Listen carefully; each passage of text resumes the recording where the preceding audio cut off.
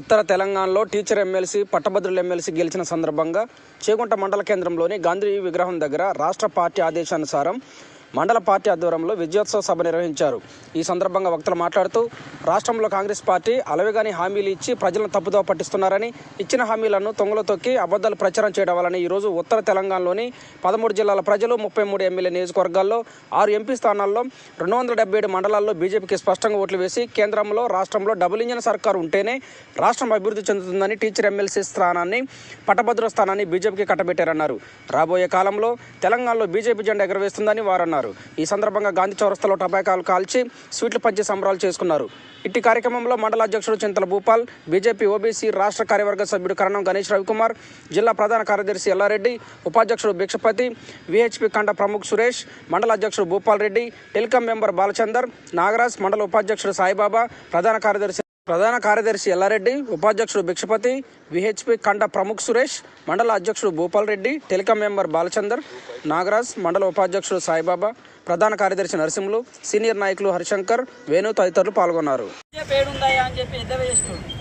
ఈరోజు బీజేపీ ఎక్కడుందనేది ఉద్యోగస్తుల రూపంలో కానీ పట్టభద్రులు చదువుకున్న పట్టభద్రుల రూపంలో కానీ ఈరోజు తెలంగాణకు బీజేపీ అంటే ఇక్కడ ఉన్నది.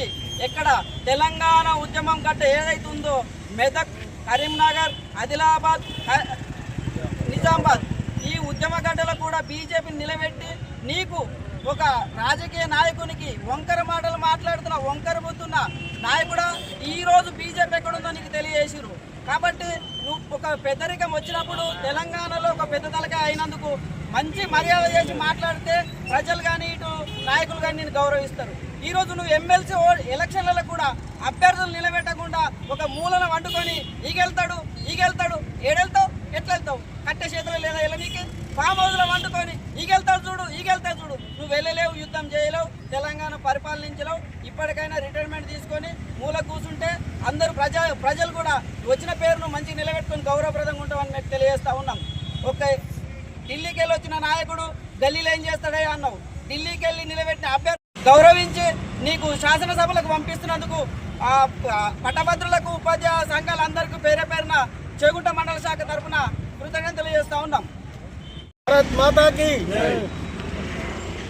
నిన్న జరిగినటువంటి పట్టభద్రులు ఉపాధ్యాయ ఎమ్మెల్సీ ఎన్నికల్లో మరి మేధావులు గ్రాడ్యుయేట్స్ అందరూ ముక్త కంఠంతో ఒకే తాటిపైకి వచ్చి వారు వన్ సైడ్ అన్నట్టు ఇద్దరిని బీజేపీ అభ్యర్థులను ఒకరిని మొదటి ప్రాధాన్యత ఓట్లతోటి ఒకరిని రెండవ ప్రాధాన్యత ఓట్లతోటి గెలిపించిన మేధావులందరికీ ఈ సందర్భంగా ధన్యవాదాలు తెలియజేస్తున్నాను.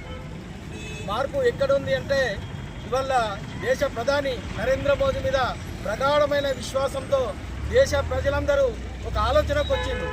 దేశ భద్రత కానీ అన్ని రంగాల్లో ప్రగతి పథంలో నడవాలి అనుకున్నప్పుడు ఒక నరేంద్ర మోదీతో సాధ్యమనే కోణంలో ఆలోచించి ఇవాళ బీజేపీ లేదని అంటున్న వారికి కర్రుగాల్చి వాదపెట్టిన చందంగా ఈరోజు జరుగుతున్న ఫలితాలు నిరూపిస్తున్నాయి. మొన్న జరిగినటువంటి ఎంపీ ఎలక్షన్లో కూడా మనము చాలామంది ఎంపీలను బీజేపీ గెలిపించుకున్నాం.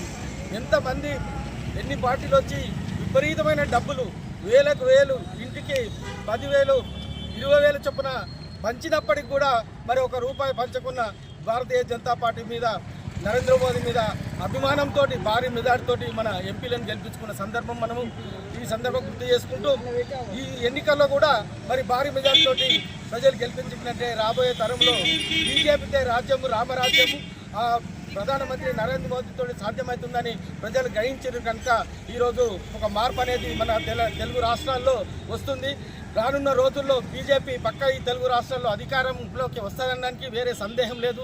ఈ పార్టీలు ఇవాళ బీఆర్ఎస్ కానీ కాంగ్రెస్ కానీ ప్రజల్లో విఫలమైనవి. ప్రజా పరిపాలన చేతగాక గ్రూపు తగాదాలతోటి ప్రజలను వంచి మరి నట్టేట ముంచుతున్నారు.